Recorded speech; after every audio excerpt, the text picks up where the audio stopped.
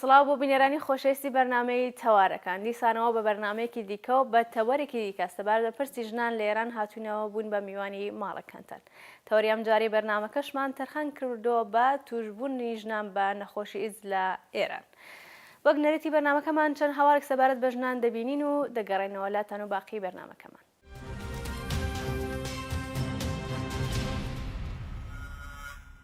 خولی سێهەمی ڕاهێنان و پەروەردەی کۆمەڵی ژنانی ڕۆژهەڵات دەستی پێکرد.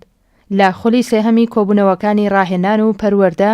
سەبارەت بە پرسە فەرهەنگی و کۆمەڵایەتی و سیاسیەکان ڕۆژی سێشەممە 23/12/2014 زایانی یەکەمین کۆبوونەوە لە خولی سێهەمی کومیتەی سیاسی و کۆمەڵایەتی ڕێکخراوەی کۆمەڵی ژنانی ڕۆژهەڵات بەڕێوەچوو. لەو کۆبوونەوەیەدا کە بە بەشداری ژمارەیەکی بەرچاو لە ئەندامانی ڕێکخراوەی کۆمەڵی ژنانی ڕۆژهەڵات بەڕێوەچوو، دکتۆر لاوێن موحتەدی پسپۆر لە بواری ژنان و منداڵبوون وەک باسکاری کۆبوونەوەکە چەند تەوەری پەیوەندیدار بە بواری پزیشکیەوە خستە بەرباس و لێکۆڵینەوە. دکتۆر لاوێن موحتەدی لەسەر نەخۆشیێنەکانی ژنان و چاودێری بەسەر ژنانی دووگیان و هەروەها شێوەکانی شێرپەنجەی مەمکی بۆ بەشدار بووان هێنایە بەرباس و تەوەرەکانی پەیوەندیدار بەو بابەتەی لێکدایەوە. لە کۆتاییشدا بەشدار بووان کۆمەڵێک پرسیاریان هێنایە گۆڕێ و دکتۆر لاوێن موحتەدی بەوردی وەڵامی پرسیارەکانی دایەوە و بەو شێوەیە کۆبوونەوەکە کۆتایی پێهات.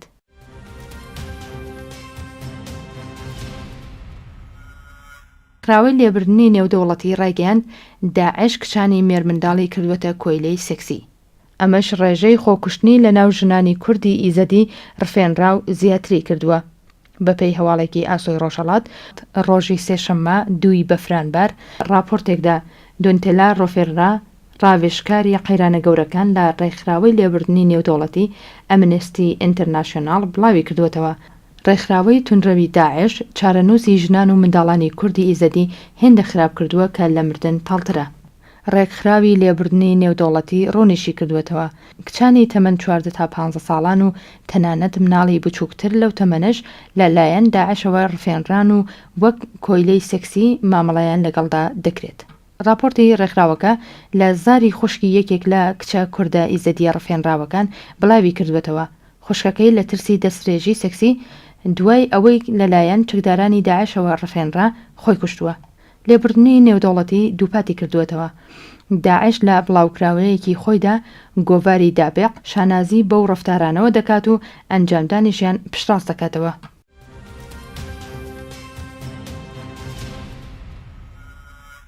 بەپێی هەواڵێکی ئاسۆی ڕۆژهەڵات ئێستاکە 168 ملیۆن منداڵ لە سەرانسەری جیهان کەوتونەتە بەر کاری زۆرم لێ و ماڵەکانی 2000 بۆ 2012 ئاماری ئەو منداڵانە بۆ 1/3 کەم بووتەوە. ڕێکخراوەی نێودەوڵەتی کە لە راپۆرتێکدا ڕایگەیاندووە لە سەرجەم وڵاتانی جیهان بابەتی ئازار و ئەزیەتی منداڵان و کاری زۆرم لێ بوونی هەیە، بەڵام سەبارەت بە کاری زۆرم لێ منداڵان ئامارەکان باس لە کەمبوونەوەی ئاستی ئەو کردەوەیە دەکەن و هۆکارەکەشی ئەوەیە کە زۆرێک لە وڵاتان هەوڵەکانیان بۆ بەرگرتن بە کاری زۆرم لێ کردن بە منداڵان زیاتر کردووە. سئیس مانیتۆر لەمبارەیەوە راپۆرتێکی بڵاو کردوێتەوە ڕایگەیاندووە لە 25 ئۆکتۆبری ئەمساڵ واتە 2014 زایانی ئەمریکای لاتین و وڵاتانی دەوروبەری زەریای کارائیب ڕێکەوتنامەیەکیان ماژۆ کردووە کە بەپێی خاڵەکانی ئەو ڕێکەوتنامە تاکو ساڵی 2020 هەموو جۆرە کارێکی زۆرم لێ بۆ منداڵان لەناو بچێت و بنبڕ دەکرێت.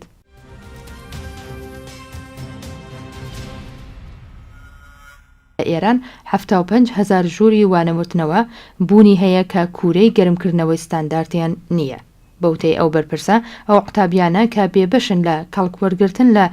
زومپایەکی ستاندارد دانیشتوانی گوند و ناوچە دوورکەوتووەکان لەخۆ دەگرێت. ئەو بەرپرسە وتیشی ئەگەر دەوڵەت 300 ملیارد تمەنێک کە بۆ قوتابخانەکان دیاری کردووە بخاتە حسابی ئەو ڕێکخراوەیە، پەروەردە و ڕاهێنان دەتوانێت گەرمکەرەوەی ستاندارد بۆ 47,000 ژووری وانەوتنەوە دابین بکات. بەڵام بەو جۆرە لە باشترین حاڵەتدا 28,000 ژووری وانەوتنەوە لە ناوچە دوورکەوتووەکان لە کەڵکوەرگرتن لە زومپای ستاندارد بێبەش دەبێنەوە.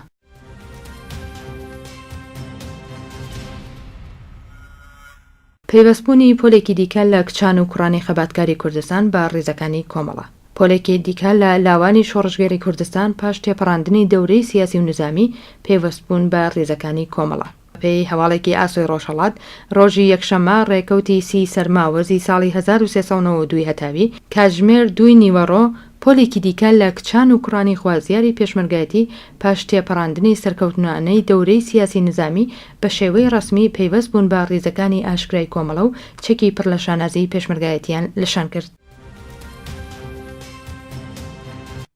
دۆخی تەندروستی فەتانە وەلیدی ناجێگیرە. بەپێی هەواڵی گەیشتوو بە ئاسۆی ڕۆژهەڵات ماوەیەکە هونەرمەند و گۆرانی بێژ فەتانە وەلیدی باری تەندروستی ناجێگیرە و لە دۆخێکی خراپی جەستەی بەسەر دەبات. فەتانە وەلیدی یەکێک لە کۆنترین گۆرانی بێژانی کوردی ژنە و لەو بوارەدا چەندین ئالبۆمی هونەری پێشکەش بە هۆگرانی هونەری و گۆرانی کوردی کردووە. ناوبراو ساڵانێکە بەهۆی تێکچوونی باری دەرونی بە تەواوەتی لە گۆڕەپانی هونەر دوور کەوتوێتەوە و لە ئاوایی حەسەناوای شاری سنە ژیان بەسەر دەبات.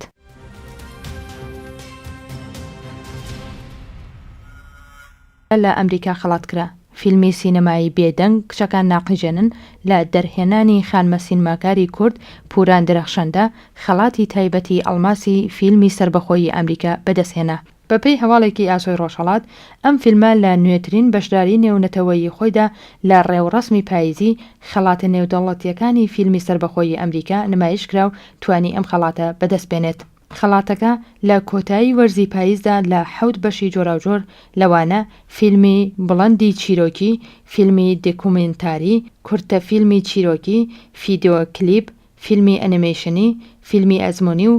باشترین فیلمەکان لە سینماکارانی وڵاتانی جیهان بەخشرا. خەڵاتە نێودەوڵەتیەکانی فیلمی سربەخۆیی ئەمریکا هەموو ساڵێک بە مەبەستی دۆزینەوەی بەهرەمەندە نوێیەکان لە بەشە جۆراوجۆرەکانی سینما و لە 4 وەرزدا بە بەشداری بەرهەمی فیلمسازانی سربەخۆ و بەهرەمەندی سەرتاسەری جەهان لە ئەمریکا بەڕێوە دەچێت و خەڵاتەکانی باشترین فیلم لەوانە خەڵاتی ئەڵماس، خەڵاتی پلاتین واتە زێڕی سپی، خەڵاتی زێڕین، خەڵاتی نۆقرەیی و خەڵاتی زێ و هەروەها تابلۆی فەخری بە باشترینەکانی هەر وەرزێک پێشکەش دەکرێت. بێدەنگ کچەکان ناقیژێنن لە دوایین بەشداری نێونەتەوەیی خۆیدا بە ئامادەبوونی خات و پوران درەخشەندە لە ڕۆژانی 22 تا 26 نۆامبری 2014 لە بەشی پێشبڕگەی 5مین خۆلی فستیڤاڵی نێودەوڵەتی فیلمی مالاتیا لە شاری مالاتیا لە وڵاتی تورکیا نمایشکرا.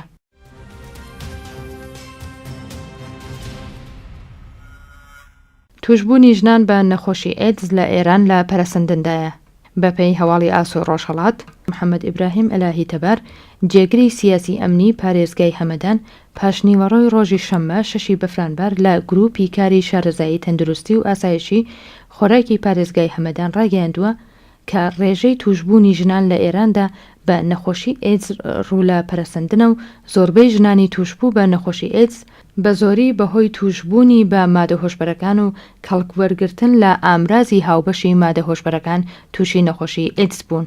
جێگەی باسە ئەو بەرپرسەی کۆماری ئیسلامی لە درێژە قسەکانیدا ڕاگەیاندووە دەتوانرێت بۆ بەرگری لە پەرەسەندنی ئەو نەخۆشیە زانیاری بە شارمەندان بدرێت، بەڵام نابێت زانیاری بەخشین بە خەڵک لەسەر ئەو نەخۆشینە لە بواری ئابووریدا تێچوونی زۆری هەبێت.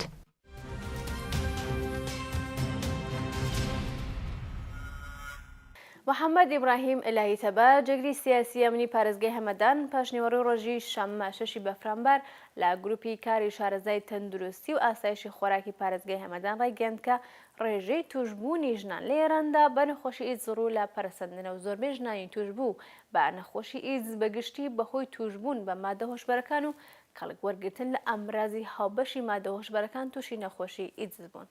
جێگەی باسە و بەرپرسەی کۆماری ئیسلامی لە درێژەی قسەکاندا ڕایگەیاندەوە دەتوانرێت بۆ بەرگری لە پەرەسەندنی ئەو نەخۆشیە زانیاری بە شارمەندان بدرێت، بەڵام نابێت زانیاری بەخشین بە خەڵک لەسەر ئەو نەخۆشیە لە بواری ئابووریدا تێچوونی زۆری هەبێت. بەپێی راپۆرتی خودی سەرچاوە هەواڵەکانی کۆماری ئیسلامی ئێران ئیزوەتیات بەڵایەکی ماڵوێرانکەرەکە بەپێی ئامارە ڕەسمیەکان زیاتر لە 1,325,000 کەس لە ئێراندا پێوەی دەناڵەن و بەشی ژنان لەو ڕێژەیە زیاتر لە 10% چەندەکە ئامارە نەڕەسمیەکان زۆر زیاتر لەوە دەردەخەن. لەگەڵەوەی کە گیرۆدەبوون بە مادەی هۆشبەر توشبوون بە نەخۆشی ئیدز هەمیشە لە نێو پیاواندا زۆر بووە، بەڵام بە پێچەوانەوە لەم چەند ساڵی دواییدا بە ڕێژەیەکی بەرچاو لە نێو ژنانیشدا زیادی کردو بە بڕوای کارناسان و لێکۆڵەرانی بواری ژنان ئیز و ئێحتیادی ژنان مەسەلەیەکی گرنگ و بەرچاوە و هەر ئەمە ڕێژەی ئاستی ئەو زیانانە لەسەر شانی خودی ژنانە.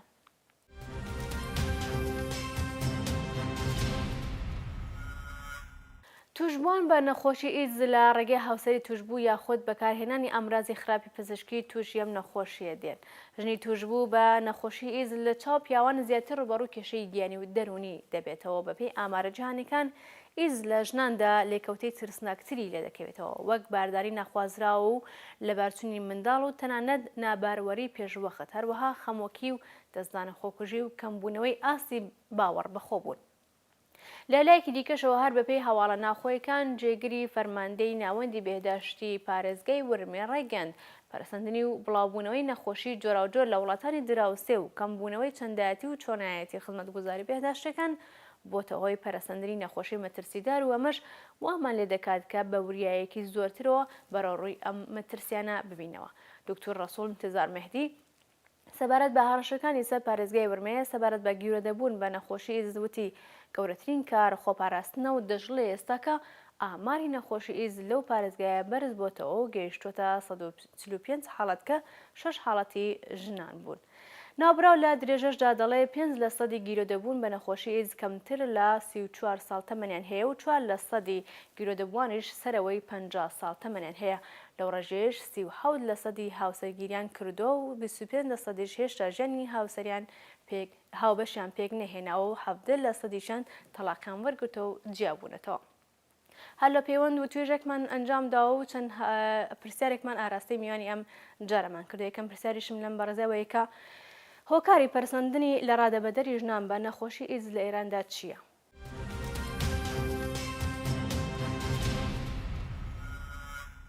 نەخۆشینی ئەیدز هەروەکە بینەرانی خۆشەویستە زانن نەخۆشینێکە تێیدا بۆشایی و لاوازی و ناتەوازی لە سیستەمی ئیمەنی و دەستگای پاراستنی لەشە بەدی دێت، یعنی ڤیرۆسێکە کە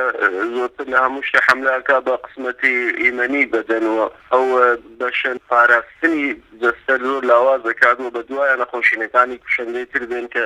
ئەنواع عفونەت و لە کارکەوتنی کۆندامەکانی جەستەیە. وەکو هۆکارەکان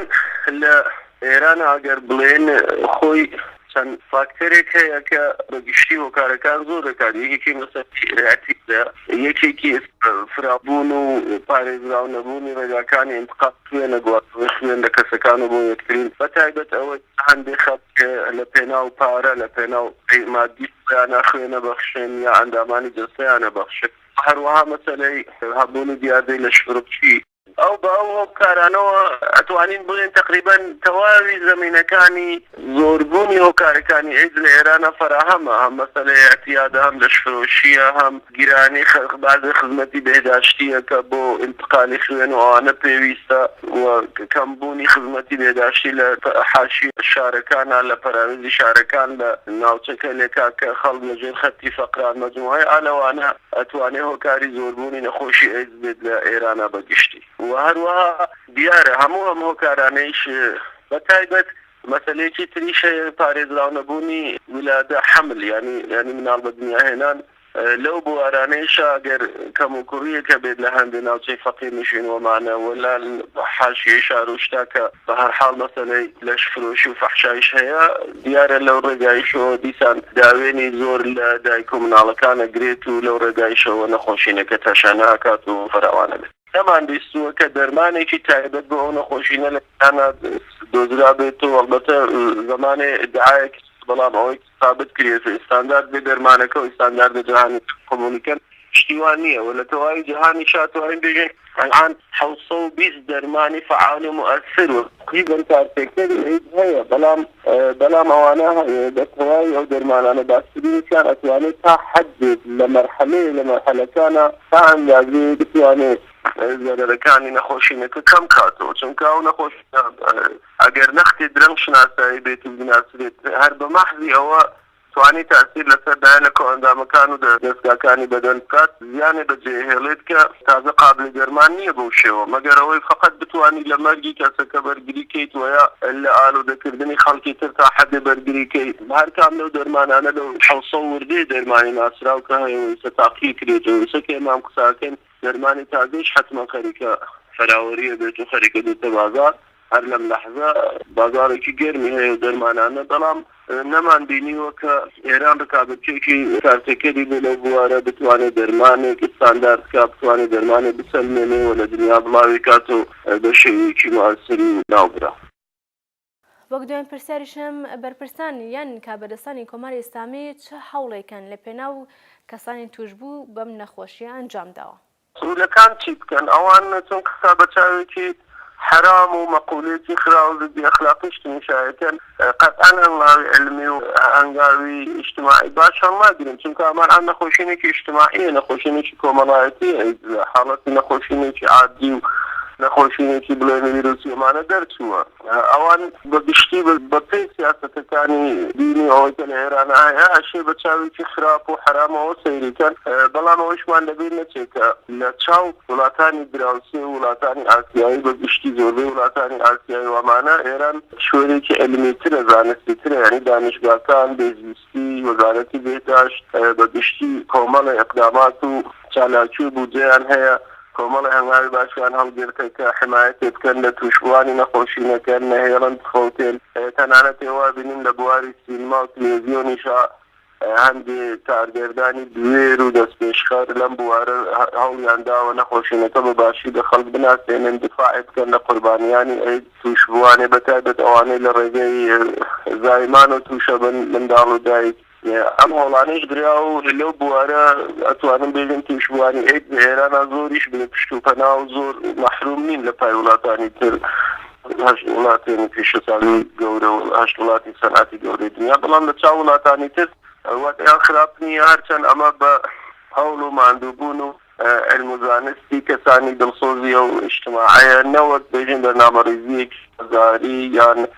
لە کولا ئێران بەوە بەناوبانگە لە دنیا کە بۆ مەسەلەی تەلاق و اعتیاد و دەرێکاری و ئەیزوانە سەرکەوتنێکی وای نەبوو لە بەرگری و بەرەنگاری ئەمانە زۆربەی ئەمانە دووی پەنج شەش وڵاتی کەمی دنیایە بە ڕێژەی جەماوەر و بە پشتیش مەسەڵەن ئێوە لە دیاردەی تاوان و شتا بینن شکل و شێوەکانە گۆڕ بدرێت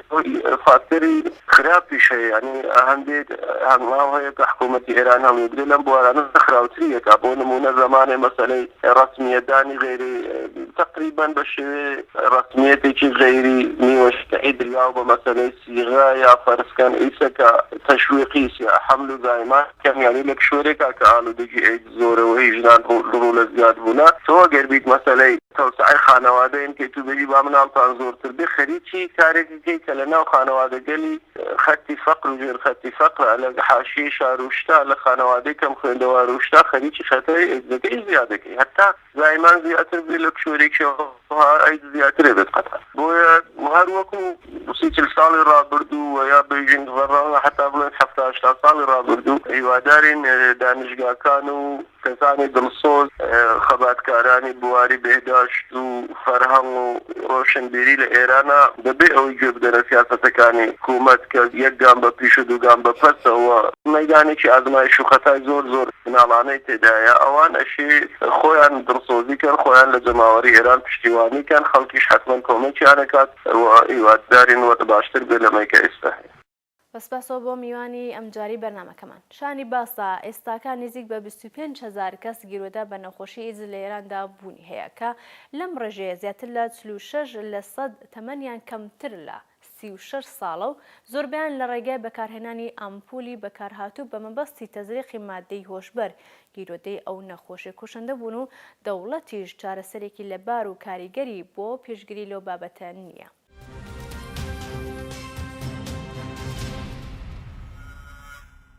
بەسپاسەوە بۆ میوانی ئەمجاری بەرنامەکەمان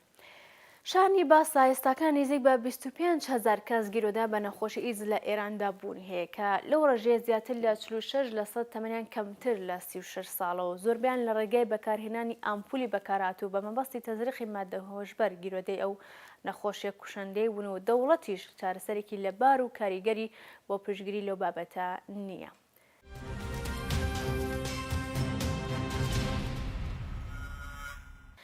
بەڵێبینەرانی ئازیز لە بەرنامەی ئەم دەرەشماندا ڕێز دەگەین لە یادی هەمیشە زیندوی هاوڕێ شەهید فائیزە قوتبی پێشمەرگەی ئازا و جەسوور یادی بۆ هەمیشە زیندووە.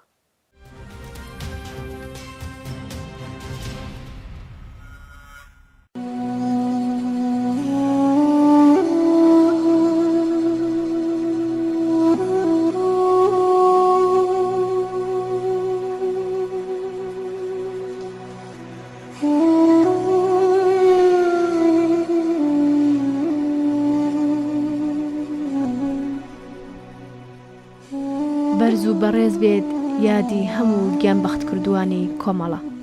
هاوڕێ فائیزە قوتبی ساڵی 1336 هەتاوی لە شاری سنە لەدایک بوو. هاوڕێ فائیزە سیمایەکی ناسراوی جوڵانەوەی خەڵکی شاری سنە بوو. ناوی هاوڕێ فائیزە بۆ هەموو کرێکاران و زەحمەتکێشان و بەتایبەت ژنان و کچانی تێکۆشەری شار و دێهاتی سنە و کامیاران ناوێکی خۆشەویست و ناسراو بوو. هیچ مەیدانێک لە خەباتی جەماوەری شاری سنە نەبوو کە هاوڕێ فائیزە تێیدا بەشداری نەکردی بێ و بۆ سازمان و ڕابەریکردنی ژنانی تێکۆشەری ئەو ناوچەیە تێنەکۆشا بێ. هاوڕێ فائیزە بەهۆی لێبراوی و هەڵسوڕانی بێوچانیەوە ئیعتیبارێکی شۆڕژگەرانەی لەناو جەماوەری کرێکار و زەحمەتکێش و کۆمەڵانی خەڵکی شاری سنەدا بەدەستهێنا بوو و هەموو کاتێک ئەم ئیعتیبارەی دەنایە خزمەت سازماندان و ڕابەریکردنی جوڵانەوەی جەماوەریەوە. وێرەی خەڵکی زەحمەتکێشی شار و دێهاتی ناوچەی سنە لە خۆپێشاندانەکانی ساڵی 1350 هەتاوی بە دژی ڕژیمی شا بەشداری کرد و گەلێک جەسارەت و لە خۆبردووی لە خۆ نیشاندا. بەدوای ڕاپەڕینی ساڵی 1350 هەتاوی پەیوەندی پتە و قایمی خۆی لەگەڵ کۆمەڵە گرێدا و ئەو جار بە بژنێکی تێکۆشەر زیاتر لە جاران هاتە مەیدانی خەبات و تێکۆشانەوە. تراکت و خەبەرنامەکانی کۆمەڵە لە ناو کرێکاران و زەحمەتکێشاندا بڵاو دەکردەوە و لە هەر مەجالێکدا کە بۆی دەرەخسا لە ناو ئەواندا تەبلیغی سیاسەتەکانی کۆمەڵی دەکرد و ژنانی هەرچی زیاتر لەگەڵ مافەکانی خۆیان ئاشنا دەکرد و ئەوانی بەرەو خەباتێکی یەکگرتووانە بە دژی دەسەڵاتی ڕەشی کۆماری ئیسلامی هاندەدا. ژنان و پیاوانی تێکۆشەری شاری سنە لە بیریانە کە چۆن هاوڕێ فائیزە بێوچان و بێماندوو بوون سیاسەت و ڕێبازی کۆمەڵەی لە ناو خەڵکدا تەبلیغ دەکرد و بەرامبەر بە بیر و باوەڕی کۆن و دواکەوتوو کە پێشی بە خەباتی ژنان دەگرت دلێرانە ڕادەوەستا. بەداخەوە مەرگی نابەوەخت مەودەی بەم هاوڕێ خۆشەویستەمان نەدا تا زیاتر لە پێناو ڕزگاری بەژمێنەتان خەبات بکات و سەرنجام ڕۆژی 9 خاکلێبەی ساڵی 1358 هەتاوی لە کاتی بەڕێوەبردنی مەئموریەتی تەشکیلاتیدا بە مەبەستی یارمەتی گەیاندن بە خەڵکی تورکەمان سەهرا لە ڕووداوێکی هاتوچۆدا گیانی ئازیزی بەخت کرد.